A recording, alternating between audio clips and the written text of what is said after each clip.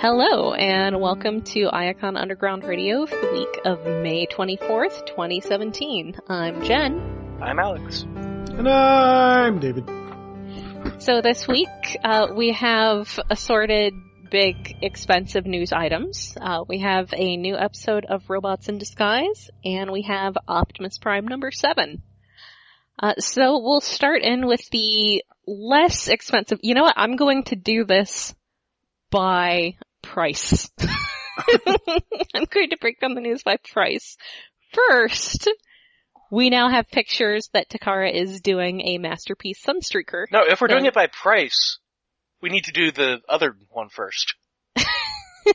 the box set? Because that's 95, well, that's 95 Australian, so that's like... Oh, yeah. Plus shipping, know. but even without shipping and without Australia dollar difference, that's still less. I suppose. I haven't... Or maybe with Australia dollar difference. Hold on. Look, I bought... Sorry I blew up the episode. No, this is fun. I like this. This is actually the only Masterpiece that I've bought, was G2 Sideswipe. So, I don't have a from what I've gathered, they tend to end up in the $50 to $75 range. Depending on no, resellers. $75 and up. Geez, were they ever $50? Big Bad Toy Store has this one at $120. Damn. Well, they keep creeping up and more accessories. They just keep going up. Like, I think I got Cheetor for about $50. But... Oh yeah, Cheetor may not have had accessories and so on. I forgot, what the hell did I pay for? I think I got, maybe I got Acid Storm for $50? I think that was on sale. I got G2 Sideswipe for a complete G1 Computron in okay enough shape. as a trade at a toy show, because someone there who is a much bigger G1 dealer than I will ever be, and I figured that he would have an easier time offloading that than I would. Also, I really wanted that G2 Sideswipe. He's amazing. Oh my god. If I could go back in time and give that toy to my 15-year-old self, I would then die of excitement and it would create a paradox. Also, Sunstreaker comes with Chip Chase. Yay. Everybody's favorite questionably handicapped token character. He's got really strong hands. There's an episode where he stands up to catch a football. Wait, not a football. A MacGuffin. That's not too unrealistic. There are a lot of people who are wheelchair bound who can still stand for short periods of time. I guess that's fair. Although I don't think in the 80s they were thinking that. Yeah, I think they were just not thinking that hard. I admit the outrage of co-watching G1 with people seeing that is nothing near the outrage of seeing Perceptor just transform and drive off in microscope mode. Just never going to get tired of people being just really upset. Like the last person I was watching it with, like specifically Optimus is like, transform and roll out, and Perceptor's the last to go, and my friend actually was like, but how is Perceptor going to... No! No! Like, it took long enough for it to sink in, and then he did it. So yes. The moral of the story is Chip Chase. He can sit on Sunstreaker. You know how he and Sunstreaker were best friends. Yep. They didn't has to really come hang with out. somebody, I guess. He I can perch on his shoulder. It's fine. But he comes with the mask! The alien mask. Yes, it comes with the mask from Hoist Goes Hollywood. Yes. What? I did not see that. And the mask is also compatible with tracks. So if you want to recreate that scene, just buy a Masterpiece Tracks and 2 Masterpiece Sunstreakers. Suddenly my interest has just, like, multiplied exponentially. Yeah, but the fact that it comes with Sunstreaker kind of, it makes me less convinced that eventually they'll get to a Hoist Masterpiece. Hoist needs to just come with a director's chair that says moist on it. Oh man, yeah, that's pretty great. That was a great episode. That was a Donald Glut episode. But wow, I would say that is the second best accessory, not counting anything to do with G2 Sideswipe because he stands off by himself. I would say that is the second best cartoon-inspired accessory, the first best being the bit that you can add to Inferno so that he can carry Red Alert. That's kind of great. That is the best accessory. For unusual accessories, yes. I think the very best might be Megatron's smile. I gotta admit, I'm a sucker for Crimzeeks. Yeah. That's not that gay though. True.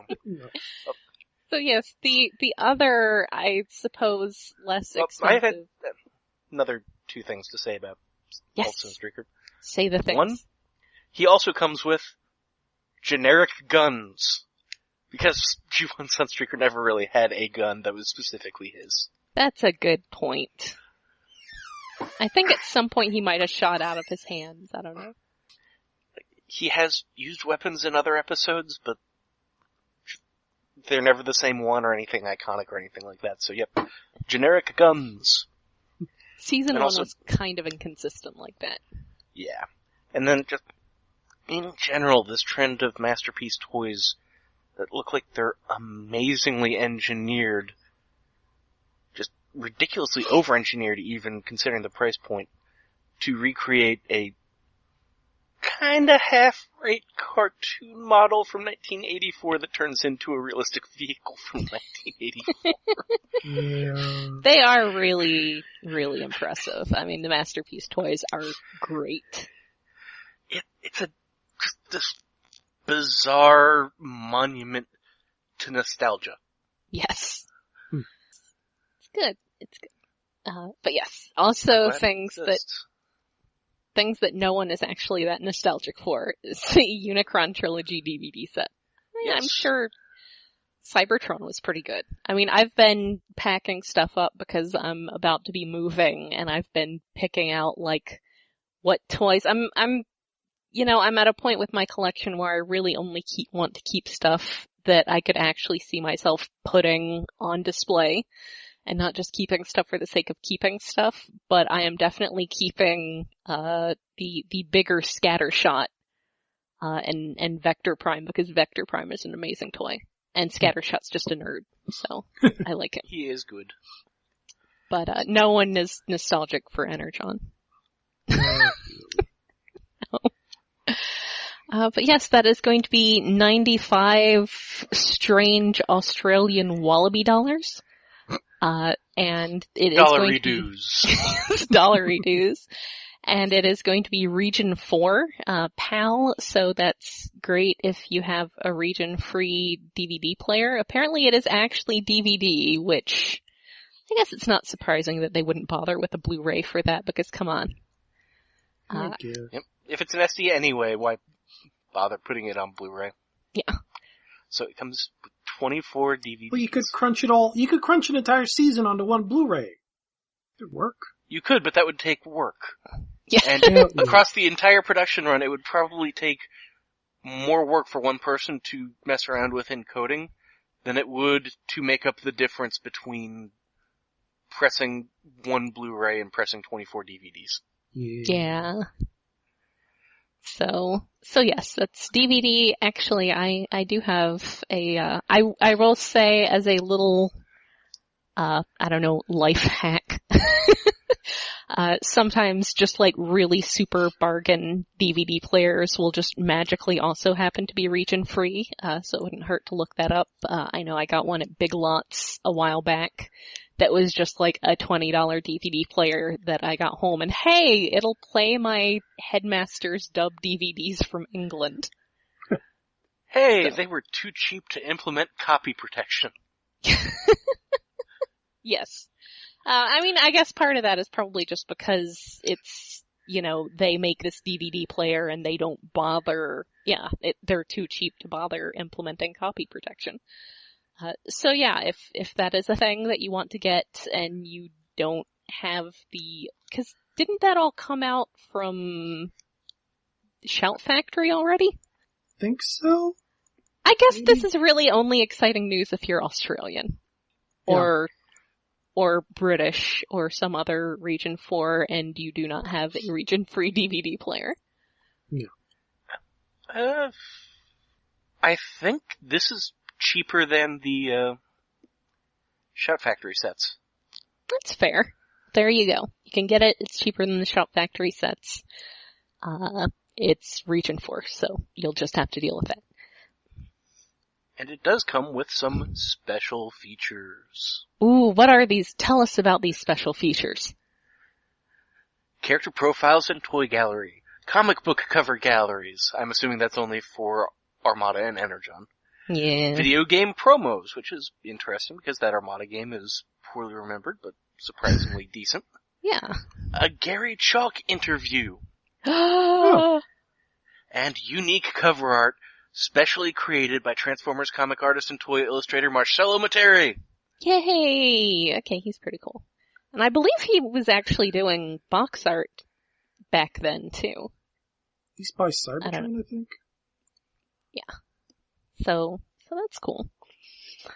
Yes, that is a thing. It is going to exist, June 7th. Exciting. Go out there, do a thing. Be excited. I'm not that excited, but So. God, the second illustration photo on the website offering the pre-order, jbhifi.com.au, is just doing something that is a pet peeve of mine. Oh no, what is it? It is showing a 3D box that was clearly composited by somebody who does not understand how perspective works. I see that. It's not great. It's not great. It's PG for mild animated violence. I want to take a moment because that reminds me of something great that I want to remind people of if they or inform people of if they haven't seen it. But one of my favorite things like that is the UK Transformers collections released by IDW have like a mature 14 and up tag on them. It was written for children. It was originally intended for kids, and man, they're hardcore over there.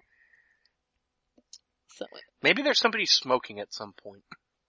I think it's just that, I mean, the UK G1 stuff was always kind of notorious for being like intense and violent and horrible. I mean, horrible and I guess horrifying. And yes. So, I mean, I don't argue with it. I don't think it even needed to be some niggling little thing, but I think that really sort of drives it home that to release it in the US, it's got a mature rating. So shall we now get to the overpriced elephant in the room? Yes, let's. Yes. Oh my goodness. So, yeah, we have Hascon pricing. Oh boy. Yeah, I hope you have a spleen to sell because it is expensive. I mean, Yeah, well, even the regular is expensive. It's weird. I mean, I think basically, I don't think that they're modeling this off BotCon. I think they're modeling it more off Blizzard's BlizzCon convention. It's something that's a huge event that they don't expect most people to make it to. That's like how much is a single day ticket to BlizzCon then? They run pretty high, and honestly, $60? it doesn't matter because they sell out pretty much immediately. Let me see. BlizzCon tickets. $60 for a single day ticket just seems ridiculous to me. Yeah. I mean, Wizard World is like that, but that's Wizard World. Oh, wait, I'm looking. Okay, those are $200. What? Okay, I don't understand For a BlizzCon BlizzCon at ticket. all then. So. I mean, that's, like I said, part of the thing is that you kind of understand that Although, and at that $200 ticket price, BlizzCon gives you the goodie bag that Hasbro is charging, sorry to skip ahead here and spoil it, go for $600 for. Yeah. I mean, that's for a whole weekend, but no, like, what? 642, according to their ticket options page. Oh, right. That's because of Rhode Island sales tax. Yeah. I thought maybe it was a Douglas Adams homage. I don't know. Yes, youth tickets are $214. Children, I guess, get in free with an adult. I don't know the difference between a child and a youth here, but I'm sure it's outlined A youth there is under, somewhere. It says under 2 is a youth. So an infant gets in free.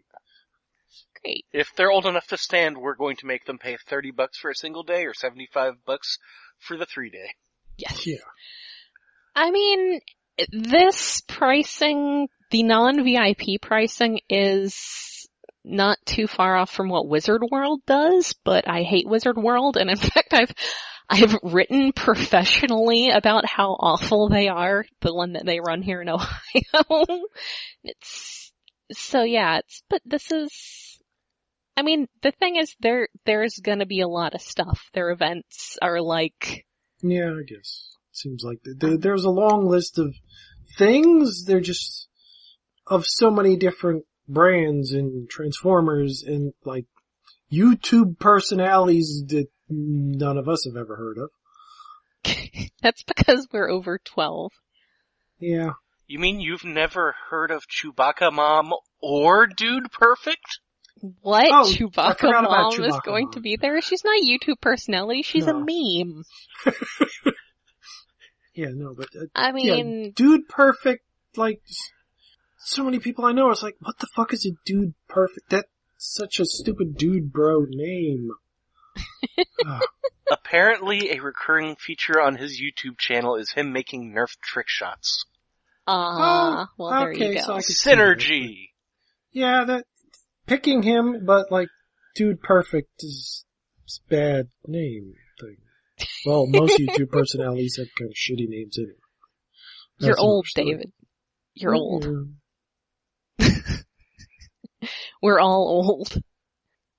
But yes, their guests, oh my god, that's, have you looked at their guests page? I just pulled that up. Yes, I have. I was thinking we might want to go through it in reverse order from lowest billing to top billing. Holy shit, yeah, I'm gonna do that. Actually, it makes me kind of sad, brief spoiler here, that Chewbacca Mom, gets slightly higher billing than Daryl the Priest. I was sad for John Warden, too. Yes, him too. Wait, what? Although, I just looked at the page myself. Yes. Let's start at the bottom. I don't know, I'll get there. Though I kind of feel like any convention schedule with that is kind of, hopeful, is optimistic. yeah. People are old. Anyway, so yes, Daryl the Priest. Who is credited as G.I. Joe Stretch Armstrong Micronauts VP of Global Brand Strategy, Hasbro. Yes. Which my brain is my brain is reading that as Vice President of Dead Brands and how to undeadify them. Well, it's not working. Good luck with that. Godspeed. Yes, John Warden, who is apparently the Transformers project design manager now. He is a very young and hip looking person. Candace Payne, Chewbacca Mom. She has a name. Kathy Westlake, who is, Spike's voice actress, apparently. I did not realize that he was played by a lady, but, you know, he's a boy. A little boy. That's traditional. Yeah. Mark Boudreau, Hasbro senior principal designer for Star Wars. Now, my brain, being what it is, has now gone off on this tangent of trying to remember if Saffron Henderson did any Transformers characters. Because for some reason I immediately went to her being, Gohan. Anyway. Megan McCarthy, who is the Hasbro Studios VP head of storytelling. Mark Rosewater, the Magic the Gathering lead designer. I know people who would want to attend this convention just to talk to him. Yeah, I'm sure. Dude Perfect, Nerf YouTube Trick Shot Sensations. Oh, they're a team. Oh, it's more than one. They're a team of boring-looking, Well, looks like white average-looking white guys. yeah, average dudes. We have Andrea Libman, the voice of Pinkie Pie and Fluttershy, who I did not realize were both done by the same person, but there you are. Oh. We have Frank Welker. Yay! Yeah. Yay! However comes to. I'm glad that he gets to come out to things now.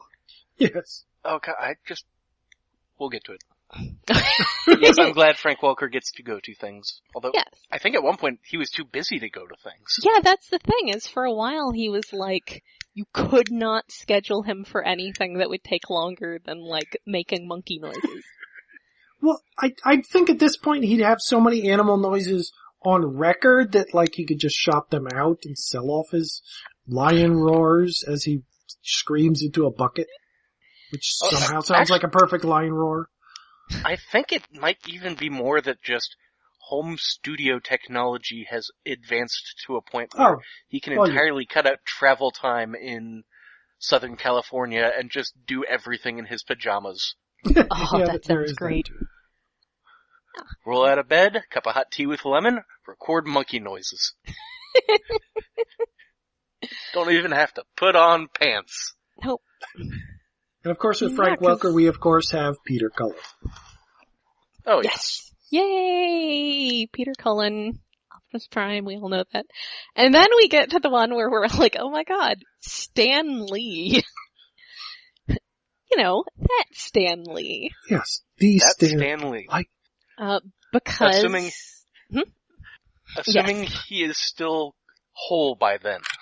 Yes, assuming he is well enough to attend. I believe he was supposed to come to the Wizard World, the last one I actually bothered to go to a year or two ago, and he ended up having to cancel for health problems or something. Yeah, I think he had to cancel quite a few things last year, but he's what, 97? It feels like any convention with Stan Lee now could be the last convention with Stan Lee, but he still keeps going.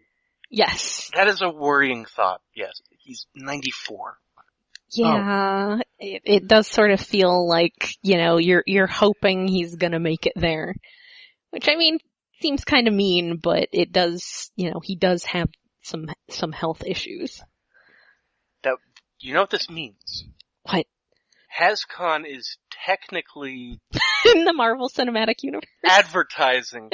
No, Hascon is technically advertising not just the highest grossing movie actor of all time, but the two highest grossing movie actors of all time.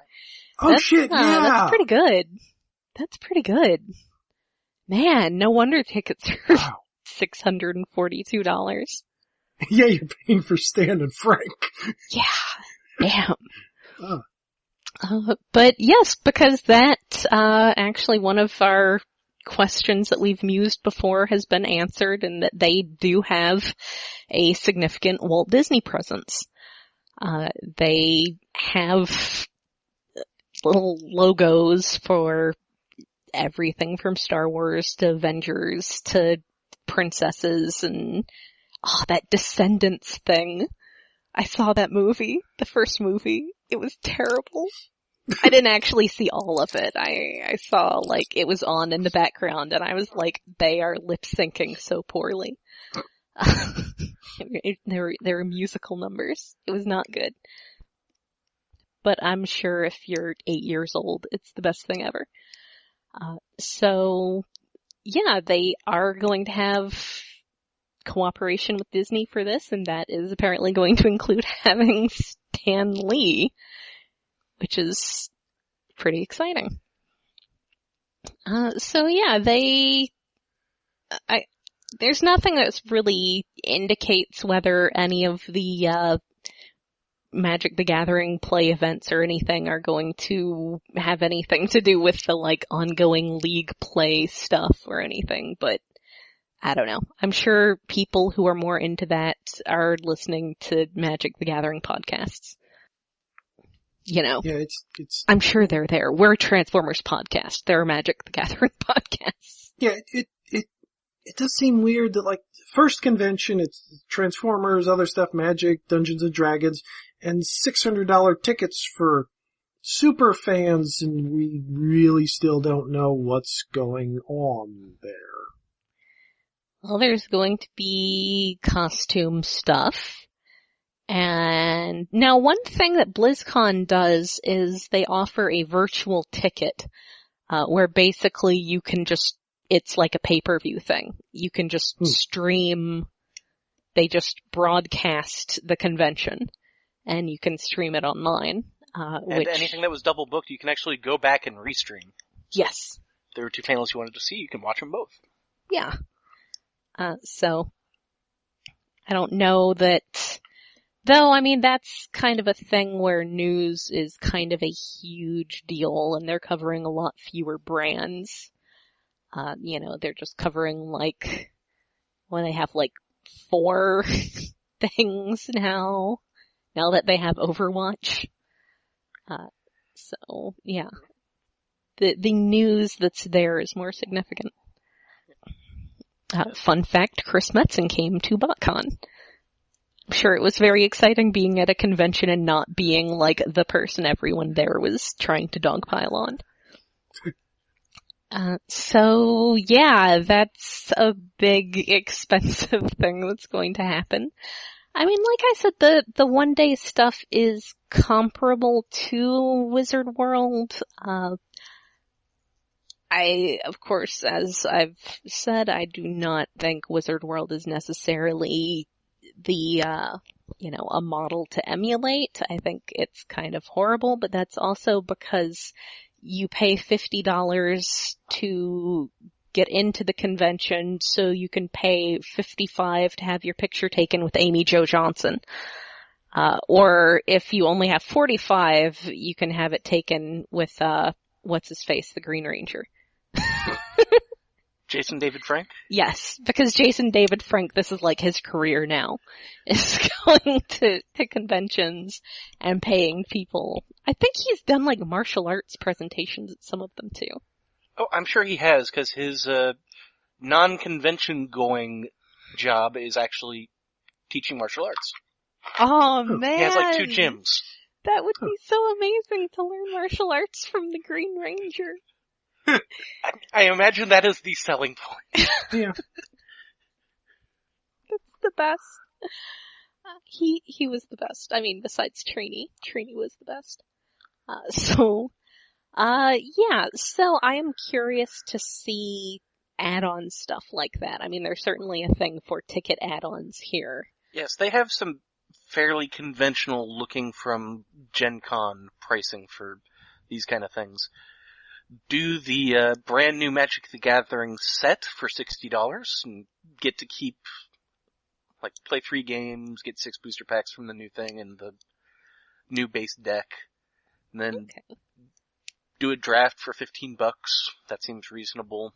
Mm-hmm. I mean, that's not too surprising that they would, I mean, presumably it's the same group of people running the Magic the Gathering event here that runs it at other conventions. And then, $5 to do a 1 to 2 hour walk-up D&D adventure, which I've done those before at conventions like Origins and Gen Con. They're fun. Nice. And they're also doing like $100 and $200 1 day and 2 day 5-hour game. That seems ridiculously expensive, but it does mention you get rewards, so maybe there's some kind of D&D goodies, but $100 for one game sounds ridiculous. D&D books are hella expensive, man. Yeah, I guess they probably are giving you D&D books and maybe some miniatures or something. Well, actually, look at it this way. They're paying the DM $20 an hour. Yeah. Yeah.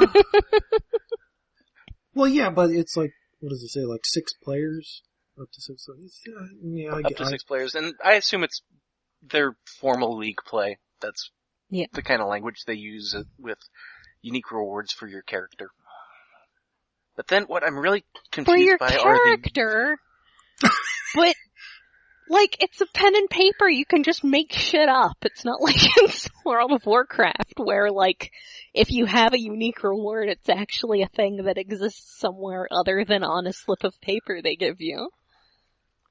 And then I'm really confused by the VIP ticket stuff that you get. Yeah.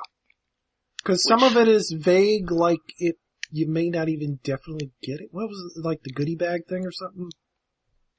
I mean, weird thing. Yeah, the basic one is weird enough with the superfan plan that offers, in addition to normal convention stuff, like the commemorative program.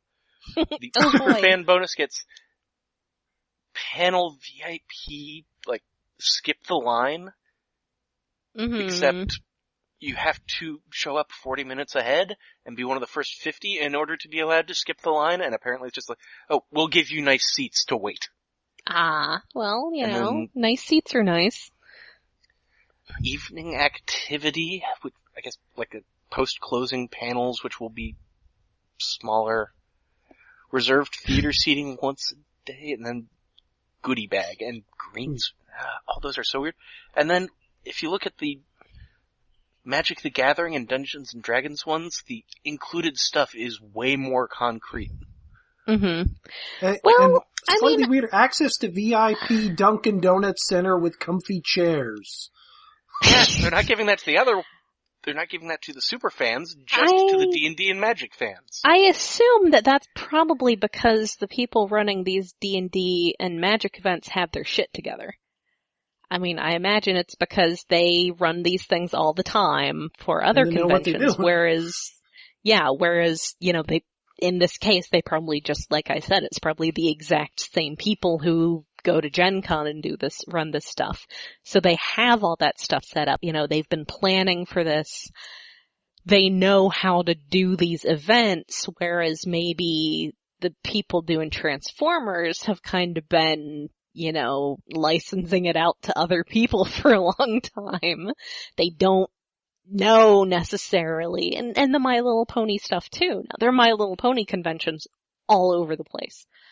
Even still, you know, because back in the old, sorry, I made a sound. Back in the old days, before Friendship is Magic, there were women collecting My Little Ponies. And they had conventions too. So, but yes, those communities have continued. But those aren't Hasbro run, those are all unofficial. So yeah, it may just be that they are not as certain what to do with those brands in a convention setting, whereas the Wizards of the Coast people know exactly what to do. So yeah, that may account for it. It does seem like all this stuff is coming in a bit hot. Yeah. Yeah. Hot takes. Takes are nice and toasty. Now, looking at the FAQ, I'm trying to figure out if something I heard was accurate. It does look like they have a decent anti-harassment policy. Oh yeah. Good. Which is a good sign. Yeah. And they've got a decent costume and prop policy. I mean, for one thing, I also imagine that a convention run by a company like Hasbro, they have access to legal resources that maybe your Dragon Con doesn't. Yeah. So I'm sure they can go to their lawyers and say, hey, what's best practice here to not get sued? And the lawyers are like, do this. I mean, I'm sure it's also well-meaning, or else no one would have been asking their lawyers if they should have a harassment policy. But also, you know, I'm sure they have very good resources to make sure all of that stuff stays on the up and up, and you don't deal with the sort of ugly stuff that can sometimes happen at these, you know, smaller conventions. And I love smaller conventions, but sometimes things get weird. They can be a bit Wild West. Sometimes everyone's just having a good time. Sometimes shit goes bad. Yes. Sometimes they turn out to be run by a pedophile. Wasn't that what happened with Dragon Con? Something like that. Someone involved with Dragon Con was a pedophile. Anyway. Okay, I found the thing that I was looking for confirmation on that worried me. Okay. What is the autograph signing policy? We ask that you not bring personal items to be signed. Artists and talent will only sign event merchandise purchased on the day of the event. Proof of purchase, such as a valid Hascon receipt, may be required. Oh, that's a little weird. Oh. I mean, I can see the benefits of that, that you don't end up with somebody trucking in their entire collection of every Optimus Prime toy ever made. Yeah, or like old issues of 60s Spider-Man to try to get Stan Lee to sign them. Yeah, but that kind of begs the question. What are you going to have there for Stan to sign other than a picture of his face in Spider-Man? Well, I'm sure you'll be able to find Spider-Man merch on the show floor. Probably. Even more curiously, there is an exception to this policy. What is that? Oh. You may bring up to 10 of your own Magic the Gathering cards to be signed. Aww. Well, they're small, so I guess that nice. works. That's nice. And there are Magic cards that people might want signed that they wouldn't be able to buy at the event. Ooh. Also, yeah. Oh, go ahead. One other thing, it does look like they're doing like a traditional vendor space that a Big Bad Toy Store or someone like that might attend, and also they're going to do an Artist's Alley. Oh, nice. Oh. The Artist's Alley table is less expensive than the VIP package. Well, maybe you don't get a goodie bag. Probably not, just 2 exhibitor badges. Yeah. I will say that does probably make it, that does make it less than a vendor table at Wizard World. Because I've spoken to the owner of a vintage toy shop here in Columbus who has lamented the ridiculous overpriced tables at Wizard World. I think there's something like $1,000 a piece. So yeah. That's something that's better than that model at least. Oh god, I noticed something and it might be something they've thought of, it might not. Oh no, what? But it is suddenly extremely worrying to me. Unless the exhibitor badge doesn't get you access to the show floor and events and stuff when you're not at your table. But one Artist's Alley table is only $10 per person more than 2 3-day tickets. Oh. I mean, that could just be because they really want to encourage artists to show up. I mean, on the one hand, yes. On the other hand, you don't want to encourage people to buy an Artist's Alley table to use as, like, your reserved ground zero space during the convention day. Yeah, I mean, presumably, I wouldn't be surprised with this if they vet the Artist's Alley stuff to a certain extent. Like, I don't know. Can we see your portfolio? Yeah, yes. Are you like Priscilla Tramontano or Alex Milne or someone who, we've heard of? Then you may come get a table here. Because, I mean, you have a lot of people who do like sorta knockoffy art. You get a lot of dubious stuff going on at Artists' Alleys these days. So I would think that they would vet it to some degree. They would want some kind of credentials, Hopefully. Well, yeah, a portfolio, for instance. And their policy also does ban third-party merch. Ooh, that is wise of them. That is wise. I don't know that that's a big problem with many fandoms other than Transformers. I guess you can't sell the core. Those like little non-G.I. Joe. I mean, that's not infringing on the G.I. Joe stuff, but I think Transformers is unique in having the problem of really infringy stuff that is willing to brand itself as, we're not Hasbro and we're infringing on their trademark. Mm-hmm. Yeah. But, there's My Little Pony merch out there that's like a stuffed animal that is not being made by Hasbro, Yeah, and the people making it are not paying Hasbro. I may own something like that. Look, I have a friend who does pony stuff, and I think you were there, Alex, when I got the Nightmare Moon.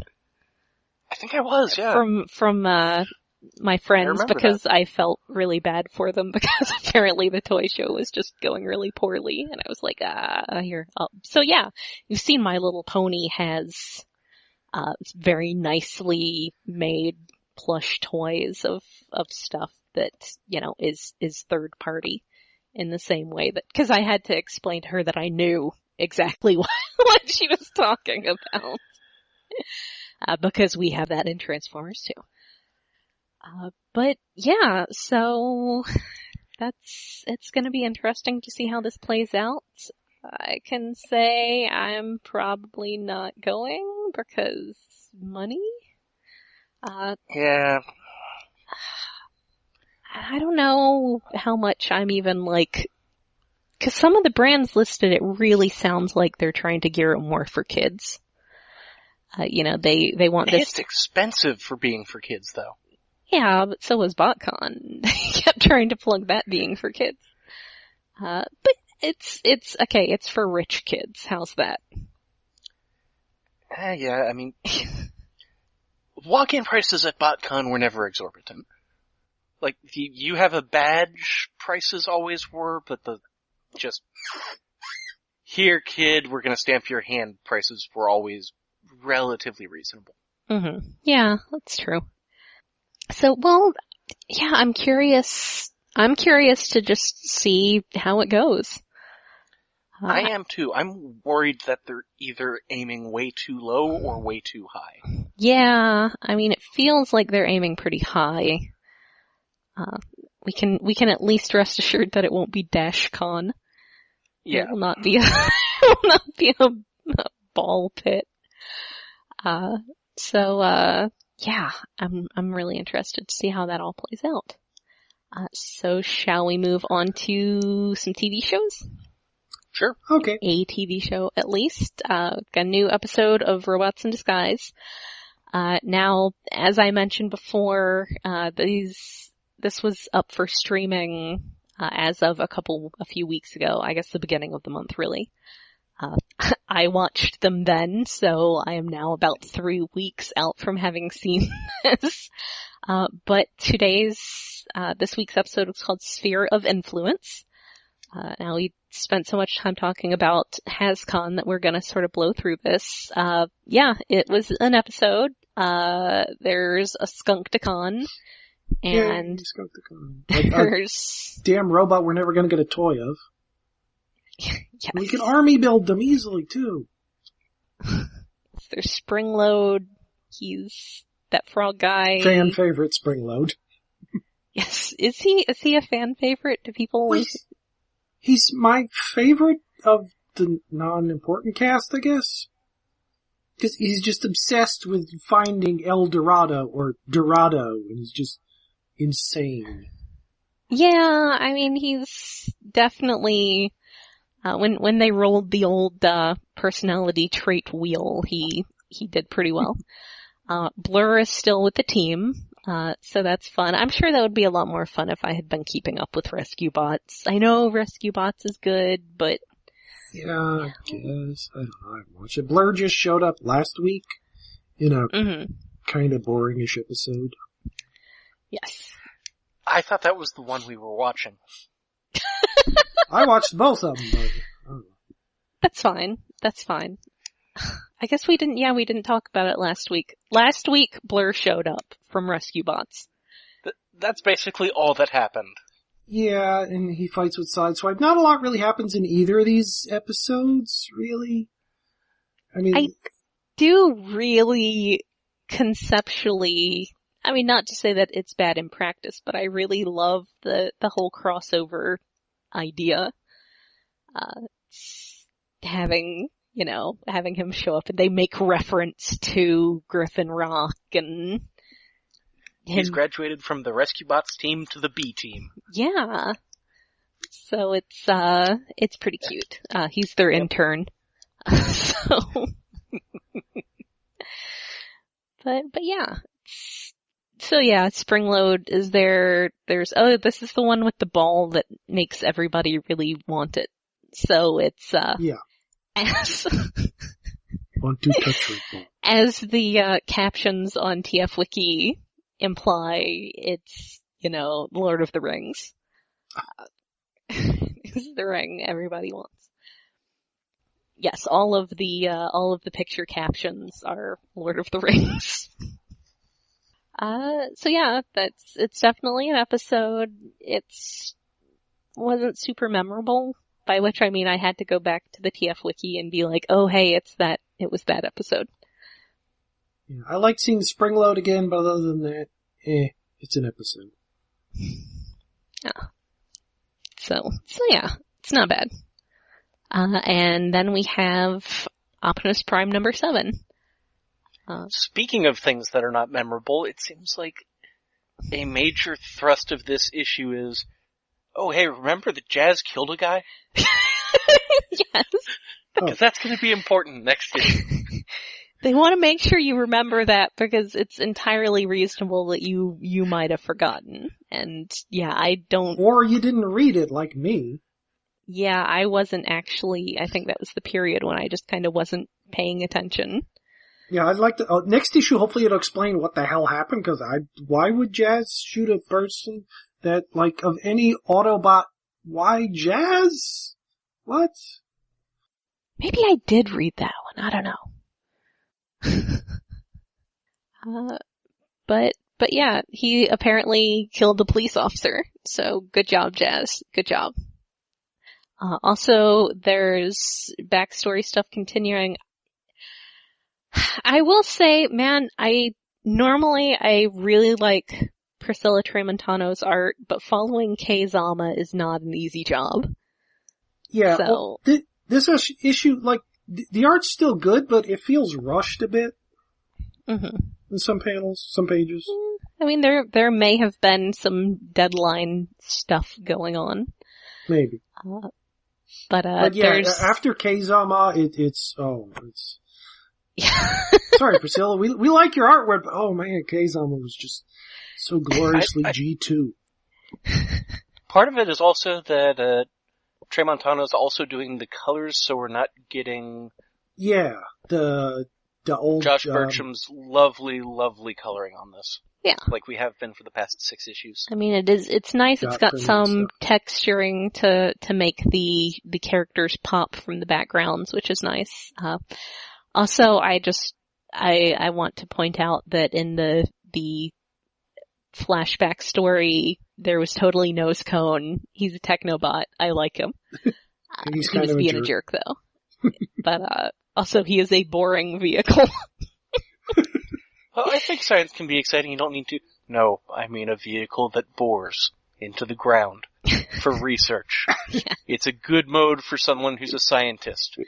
Not like a plane. Like you. I'm saying you suck. Yes, he's being a functionist jerk. So, but I always appreciate people remembering the Technobots exist. So yeah, there's more of Prime and President Michelle Obama. I like whose dad was a civil rights leader, apparently now. Yeah, I saw that. I appreciate that Rummage is carrying Retgar's head around. It's just... Oh yeah, the caption on that was pretty good. Where is it? Yes, Rummage, leader Junkion, Retgar, head Junkion. And he's just, complaining. He's just whining. And yeah, there's, interesting Pyromagna stuff. She fusses at Thundercracker for playing with his dog. And supposedly she sounds like Liz Taylor. Yes. Which... She's been working on her human talk. My brain had to adjust to that, but it kind of works. Yes. Though just one quibble, Linux is not a language. It is an operating system. Admittedly, you kind of have to learn a lot of stuff to perform functions in the operating system, so I suppose I could allow that a pass. But yes. I guess you could say learning Bash. Yes, there you go. Sure. Also, I did appreciate that Optimus and President Michelle Obama having a conversation featured one of my favorite features when it comes up. Creative blocking so you can see both of these characters even though there's a huge scale difference. Yeah. Yes. I was going to ask if it was Optimus not wearing a mask, but yes, there's that too. But yeah, when they're talking later, he's got his mask on again. So, there is some of him without a mask, and it's always scary. I don't understand it. Yeah, it is kind of weird. Also, I really like You clearly don't have a nose that big under there, Optimus. It's like Todd McFarlane's Spider-Man. It's like how he had to go and make up a superhero who didn't have a nose so that he could just continue drawing masks without noses. Because he was clearly not drawing Spider-Man with a nose. He drew Spider-Man's head the same shape that he ended up drawing Spawn's head, and he has a nose. Peter Parker has a nose. Anyway. And I really like the stuff going on with Euler and Slide because, as I've mentioned, I like interpersonal relationships. That's adorable and sad. It's sad.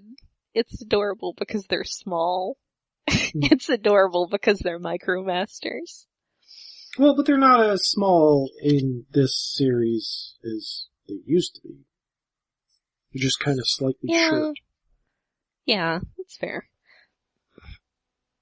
They're very cute, though. I love how much Spawn is just legally distinct from Spider-Man from an artistic standpoint.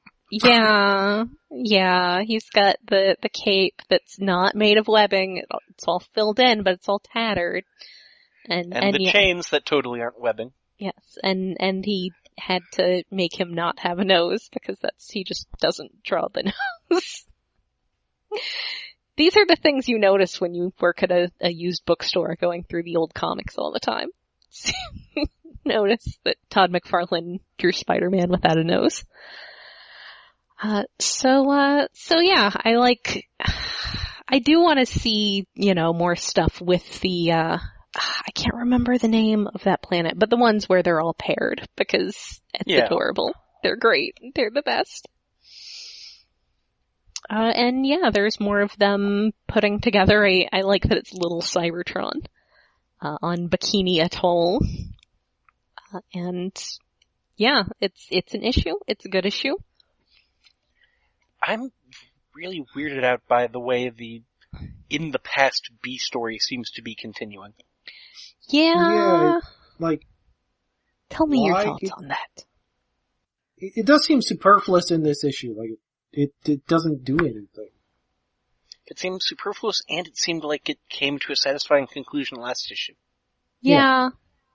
I agree with that. I feel like, maybe this is just, something they want to do going forward. I figured that was just something going on with that storyline. But I guess it is continuing into the next collection. So yeah, that's, where it's leading? It's leading into Prowl as an asshole. All roads lead to Prowl as an asshole. Yeah. I'm wondering if it's leading to Jetfire showing up in the present in some way. Or if Well, he is in the present. He just wasn't in this issue. Like, he's there on the Metroplex. Or has been. Oh, right. He's just been so backgrounded. Yeah. Like, so it's it can't especially even weird. be that... Yeah. There's no parallels, because it's him in the past, but he's not in the present in this issue. It's weird. Although maybe he was trying to parallel him with the other characters, but it didn't work. I'm just glad that, looking at the back page of this comic, there's no Transformers Funko Pop comic, because we'd have to read that. And That'd Thank be goodness. terrifying, but yeah, there really aren't Funko Pop Transformers, quite, not in their normal style. It'd be a Mighty Mug. Yeah. Remember those? I do also want to say, just as an aside, that whenever we get into these, characters having moral talks about violence never being the answer, I'm just now, in this day and age, it just makes me think about punching Nazis, and I'm reminded that sometimes violence is the answer. Sometimes. That's it. The end. That's my story. Punching Richard Spencer. But yes, I'm very glad we don't have to. I don't want a Funko Transformer story. And yeah, I guess we'll need to look through this Hasbro Heroes source book, and I appreciate how it's got Soundwave's leg. The not all the same scale gag is fun. Yes. Yeah. And a little itty bitty Baron Karza. Yay! Who's just kind of badly photoshopped in there. He is small. Why the Funko stuff? Why?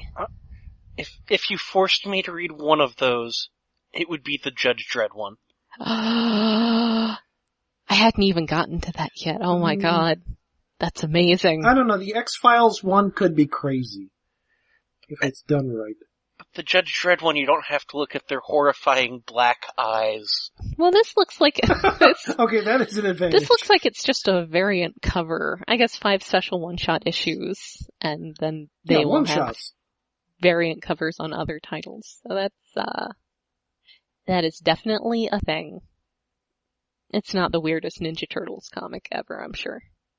No. The Ninja Turtles have crossed over with Batman. Yeah. It was good! Really weird.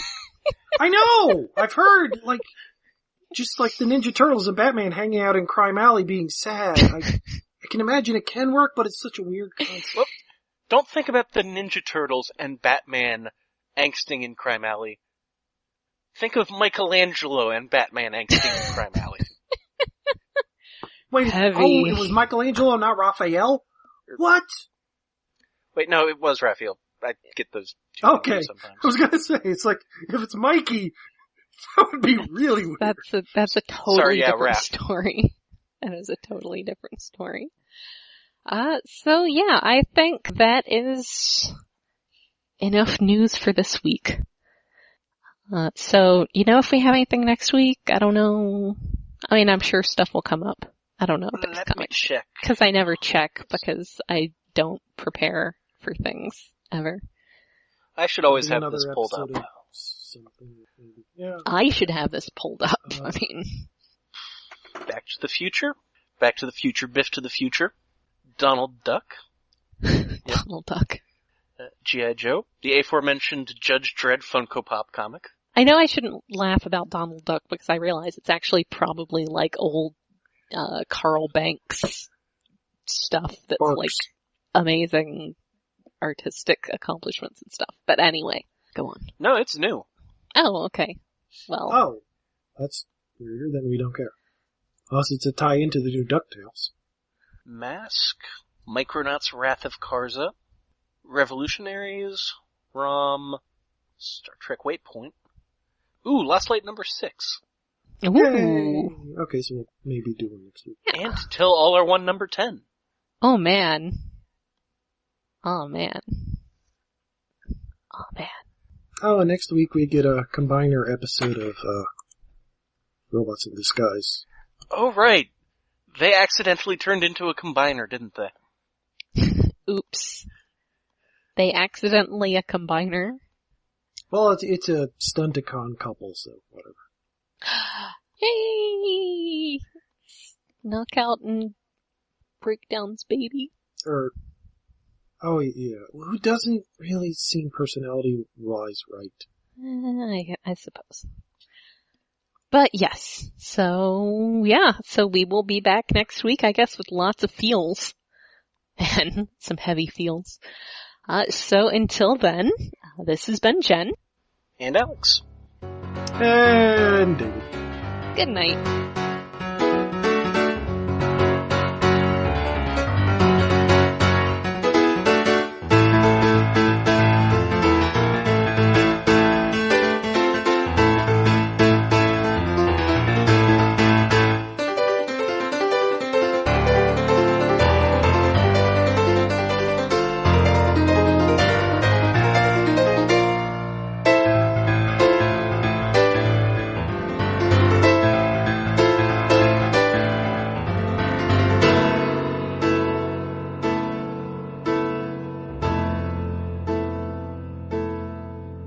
Iacon Underground Radio is hosted by iaconunderground.net. We are listener-supported through Patreon, where you can help us cover the cost of running this show and our other podcast, Stasis Pod, at patreon.com/iaconunderground. We are on Twitter at IaconUG, Tumblr at iaconunderground.tumblr.com, and Facebook at facebook.com/IaconUnderground.